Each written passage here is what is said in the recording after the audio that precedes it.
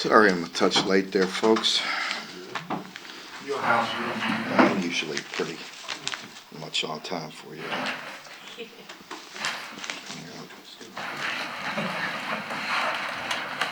Okay. Now once again, pleased with the victory, going on the road and getting a win in a game that we desperately needed to get back in the winning ways, and proud of our team and the way we prepped, the way we went down there and played. It's not the easiest road game as far as how we stay and where we stay and all that, but the players handled it very well. Pleased to get the victory. Again, I felt like we improved in certain areas. This team, we haven't put it all together yet, but definitely improved in certain ways. Obviously very excited for this week's game. Let me start by recognizing veterans. Thank you for all of you that served and everyone who does, and we'll honor them on Saturday. Also be our senior day, and another very, very good, high-quality opponent here in the SEC, hosting Alabama. So once again, I'll call on our fans to wake up at noon and you know what, and they should be ready to roll. Big game, and we need it. We need a great atmosphere. They have responded all year, and we greatly appreciate that. And we're looking forward to getting out there, getting to practice this week, getting better, and preparing for Alabama. Alabama is a team that you can see that is getting better and better. A typical Nick Saban team that is very big, very physical, very talented, and extremely well coached, and seem to be getting better and stronger as the year goes on. And that'll be a big challenge for us, just to match their physicality and improve and have a little better, more disciplined execution here this week, in particular offensively in the second half. But it's going to take a total team effort, and we'll be ready here to have a great week of practice and get ready for a great game. Are you all hands on deck? Yeah, we should be. I mean, we'll see. It's Monday, and there's always some bumps and bruises, but everybody is this time of year, and we'll see where we're at. Mark, three things we had before: breaking the losing streak, beating Mississippi State for the first time in a number of years, and being bowl eligible. Which makes you most happy? All the above, I guess. Just as I mentioned, I really didn't think about too much in the past or anything like that. I mean, we're in the current moment. I didn't deny that we needed a victory. We just needed to play well. Our players have been working hard and practicing hard, and eventually you want to see those results in the win column. So, I've been preaching to them to be, single-minded in their focus and really focused on what they have to do in the particular moment. And so it's much the same for us. Mark, did Devin get something in his eye? Was it a head injury? Do you expect anything long term? Yeah, I just again, I already commented on that once. I'll just stay away from it. I mean, yeah, he was having a hard time reading off the wristband at that particular moment. He could read it now. There were times earlier in the year, I mean, Devin showed flashes, but wasn't putting it together consistently. You were asking more of him, and he has delivered the last 2 weeks. How impressed are you with the way he turned the corner? Yeah, he really has. I thought, in that game, there were some frustrating moments, and there's maybe a few plays, a few reads, a few, I think there's a few plays out there that Devin would even say he had some better options, and we missed it. But overall, he did a really good job. I mean, he withstood a bunch of pressure. Again, you know that going into it. They make it tough the way they disguise and bring pressures and mix up their looks. And, he really did a nice job. He stood in there very strong. He escaped. He made plays when he had to. Delivered some really good passes, even a couple that were incomplete while under some duress. And we had a couple drops in there for him, and so overall, I thought, he really played pretty good. We did, back off late in the game. We were getting inefficient. We were ahead, and probably backed off a bit late. Coach, you talk about their Alabama's physicality, but they also have a lot of speed. How do you intend to neutralize man beaters like Jermaine Burton and Isaiah Moore? Yeah, they that's typical when you're playing a great team. As a defensive coach, you always look at teams. They're physical. Very big physical offensive line, great backs, physical backs. Their quarterback's a monster, and then great speed. Great talent outside. That's what makes it difficult to defend because you have to play with numbers, and then you have to be able to win some one-on-ones against some super talented wide receivers. You mentioned the quarterback. How do you contain a guy like Jalen Milroe? Yeah, he obviously is tough to defend. When he's off schedule, just like last week, you could see his confidence getting better and better. He really throws a very pretty ball down the field, a very strong arm, and getting better and better. And you could tell they're gaining a lot of confidence, and he is as well. Do you see the defense get excited for a challenge like that? Well, we're going to have to. Yeah, absolutely. I think, we better, you know what you're getting when you play Bama. You got to maybe put a few extra pads under their shoulder pads and buckle them up because it's going to be tough. It's going to be physical, and they're going to keep on coming at you, and we have to be able to match that. Mark, there's the video from the broadcast. It looked like Jatan got hurt on the sideline where maybe a Mississippi State player wrenched his head a little bit. Did you see that? And have you talked to the league at all about that sequence?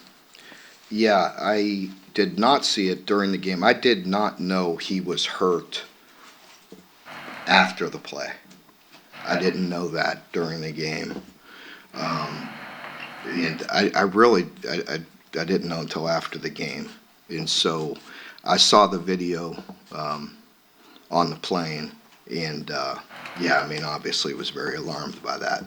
You never want to see a young man hurt in general, let alone while the game's not being played.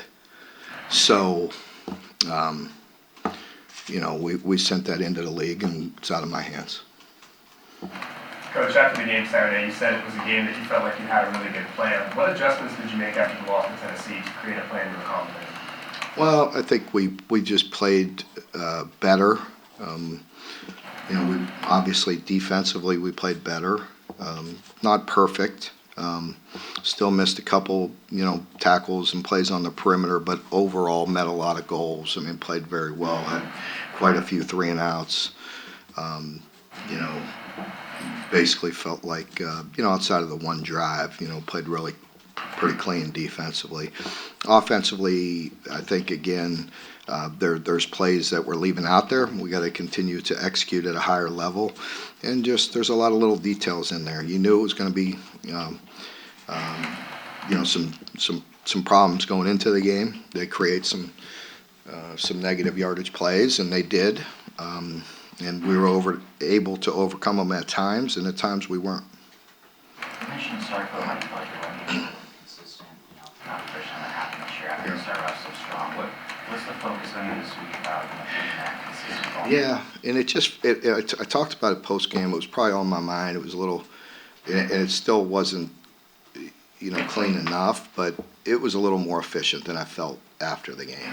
We did have some efficient, runs in there, and so it wasn't quite as bad as I felt after the game, but still not good enough when we're starting a drive or P&10 or 1st and 10 and get 0 or -1. That feels like that's really stalling us. For efficient run for us is +4, but +0's what kind of sticks in your mind. Okay.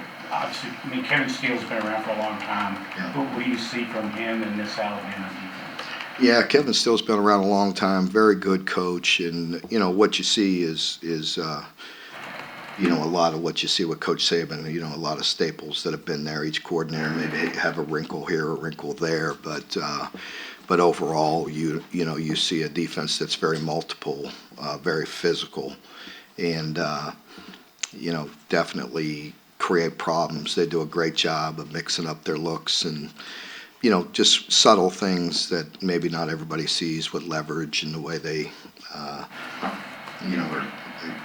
very complicated on the back end. They do a great job. Mark, you had two kind of newcomers in the secondary with Ty. JQ got in there for a lot of snaps. How do you feel they're progressing back there? Getting better. We need him too. I think JQ is a guy that we need to bring along. Played some early, did some good things, and is getting some more snaps right now, and he's doing good. Ty's been solid. Ty's been pretty solid the past couple weeks. Coach just got announced Ty as SEC co-freshman of the week. Okay. Congratulations, Ty. Mark, it looked like Darian went down with a non-contact injury there. Is that one a serious one? We'll see when we get the results back from the MRI. And going off of that, Tatum Gadsden got in late in the game and had a half sack. Is he a guy that we might see more of now that? Yeah. I think his right should. Yeah, he had two shoulders in the off season, so he's a young man that I wanted to be very careful with.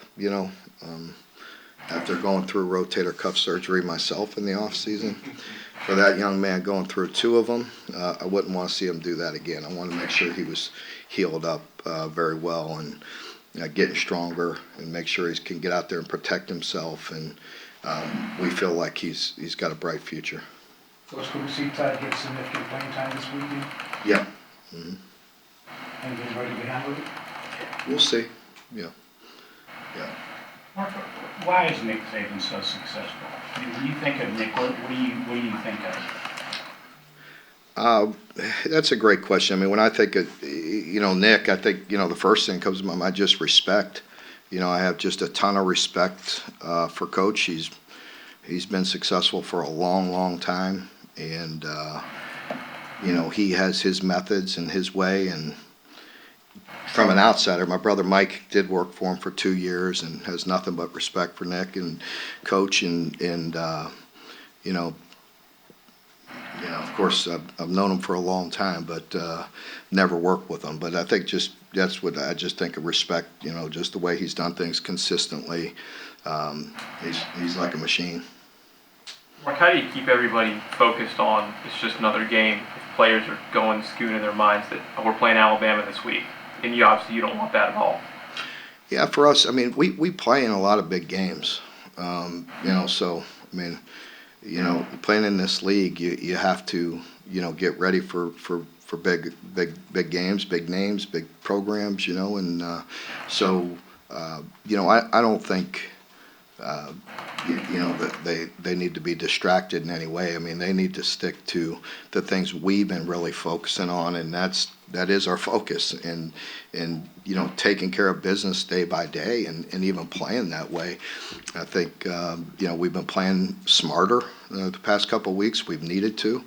We talked about this past week disciplined execution, and you saw that at times, but we can improve. I mean, so whether we're playing Alabama or anybody, it's truly about us, and that's the only thing we can control is how we practice, how we prepare, and make sure we have a good plan and put our players in a position to be successful, and then we got to go play. Mark, Brad said after the game the other day something kind of interesting. He's like, there's going to be all this attention on Garrett's pick six, but he's like, really, the fact that we held him to a field goal on a 20-play drive, the drive before, you saw guys really taking confidence from that. Did you kind of notice that on the sideline after that happened? Yeah, I think that was a big play for us. I mean, again, and I talked about it after the game, but I mean, that's the resolve, the toughness that we need to have, that we pride ourselves on here for a long time. And, they may get some first downs and move the ball. We don't like that. We don't love that. But we dug in and held them to a field goal. To them, it had to be a little bit, tough or demoralizing in a way to only come away with 3 after such an efficient drive. Mark, I think Saturday was the first time since the opener you had your original 5 starting offensive linemen. How did that go? Did the interior of the line, is the interior of the line play where you want it? Probably not. Probably not. I don't want to throw anybody under the bus, but I mean, we need to be better. I'm gonna tell you the truth. You know what I mean? And I don't like throwing any individuals under the bus, but I mean, I've also told you when the quarterback or receivers or DBs, you name it, yeah, we need to play a little better. We need to be more consistent. I expect us to play better than that. Some of that What's lacking there? Is it technique, communication, not finishing blocks, a combination of All the above, but there's some things that are, they present some challenges, okay? But, Mississippi State? yes, but some of it was inexcusable. It's things that we have repped many times, not just in this week. And that's the communication part. Like, it's inexcusable with the amount of reps that we have on certain targets. And that leads to negative yardage runs. I mean, when there's no excuse for it whatsoever. And then there's other parts where you're getting beat or not physical enough or technique. And, so, yeah, a little bit of all the above. A lot of what you talked about in the past is just struggling with the movement. Is the Alabama defense, I don't think they're going to be as complicated as the 3-3-5, but do they do a lot of that sort of movement? Sure they do. Yeah, sure they do. Everybody does. And they do it with really good players, so, the penetration and, it's still, it's going to be there until we get it fixed, so, and we have at times, It wasn't completely inefficient, but there's just some things that I was talking about right there that just aren't excusable. I can't defend it. Mark, the offense is in the top 10 nationally in points per play, but those plays are still lagging a little bit behind. It looked like the last 2 weeks there was a little bit of an effort to get more tempo. At times, at times we still have to get the plays. We got to get in, get them going, and there's some things there that we just have to work on, and just getting more efficient in calling the plays, getting the plays called, get to the line of scrimmage. There's a lot of plays where we have shifts and motions and things, and we're in a bit of a hurry, and the plays are getting called, with plenty of time. So, again, there's room for improvement. Let's just leave it at that. There's room for improvement, being more efficient. Mark, you mentioned Milrose's confidence. I know you're focused on your own team, but they had an interesting quarterback situation at the start of the year. They bring 2 other guys in, he gets the job back. What does that do for a football player's confidence? Does it help that he got the job back, or are you assessing his confidence just that he's playing better? No, I think, that's what, again, we all want in our players is that toughness and that resolve. So you could see that with that young man. You could just see the way he plays, and I'm sure his coaches and his team respect him even more because he handles it like a man and wants what's best for his team. And you could see him now taking full control and taking over at times. Mark, I know this isn't the first time you've been asked this, but how do you feel when you hear the stat about you and Nick Saban are the longest tenured coaches in the SEC? Again, I refer back to the earlier question about past experiences in Starkville or anywhere else. I mean, I really just stay in the present. I mean, I'm fortunate. I feel gratitude, from a lot of people that have put a lot into it. I don't take that for granted, but I'm really just kind of trying to get this victory right here. Mark, the tight ends seem to be a big focus of the passing game against Tennessee, and less so in Starkville. Is that the way the defenses were playing? And why is the tight end position seem to sort of come and go? Well, I think one of the reasons is plays. 24 first downs. And I know that's a simple reason, but it's very accurate. We talked about it post Tennessee or whatever. When you get 24 first downs, you're going to spread the ball around. You're going to get more plays. Guys are going to get more touches, and hopefully you get more yards and things like that. You got to get it moving. Three and outs don't help. I think we had 3 and maybe 1 4 and out. Yeah, 4. No, we had 4 3 and outs and 1 4 and out. That's not going to lead to a lot of touches for people. we know that cliche games are one in the trenches, but Bama, obviously, they're notable for just getting that extra push. How much of an emphasis is that this week, just, up front there? Yeah, I think, you know what you're going to get with Bama. I mean, big, strong dudes, big and physical, and they always are, and, not just in the trenches, across the board. And that comes from, great recruiting and great developing. They develop their players and work at it, and they're very physical. Coach, circling back to Ty, what are some of the things you've seen him do that has earned him the accolade he received this morning? Ty, I think, really, we could go back to last spring and sitting right in here, and I think you could just hit repeat from what I said. Y'all can repeat what I said. He's just been very solid, very consistent. He's a young man. For a freshman, he goes about his business in a good way. And I think even a lot of older guys can learn from that because he has the concentration. He's really focused on what he needs to do. That doesn't mean he's perfect. He's a freshman. He's learning.